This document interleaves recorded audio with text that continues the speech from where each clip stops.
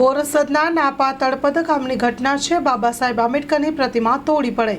બોરસદના નાપા તળપદ ગામે અનાવરણ પહેલા જ ડોક્ટર બાબા સાહેબ આંબેડકરની પ્રતિમા તોડી પડતા ભારે રોષ। ગામના કેટલાક તત્વોએ મોડી રાત્રે પ્રતિમા તોડી પાડી હતી, જેમાં ચકચાર મચી જવા પામી છે।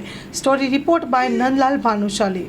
પહેલાલભાઈ રોહિત મારું નામ છે। રોહિતવાસમાં હું રહું છું અને ઘણા વર્ષોથી જગ્યા અમારી છે અને 1970ના ઠરાવની અંદર અમારી જગ્યા છે।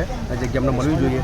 જે તે ટાઈમે બાબા સાહેબ આંબેડકરની પ્રતિમા માટે અમે જે જગ્યા જે નિસાર કાજી, બોબી, પિયુષ પટેલ, બીજા યાસીન ટેમ્પો, મોસીનભાઈ, બીજા અન્ય લોકોએ અમને ધાકધમકી આપી અને મૂર્તિનું આ જે પ્રતિમાનું અપમાન કરેલ છે અને આ જગ્યા અમને મળવી જોઈએ। અને બીજું કે એમને અમારી જે જાતિ વિરુદ્ધ જે શબ્દ બોલે એમની લોકો સજા થવી જોઈએ। જી આપણું નામ અને પરિચય? જય ભીમ સાથે મારું નામ પ્રફુલભાઈ અંબાલાલ રોહિત છે। નાપા ગામનો રહેવાસી છું।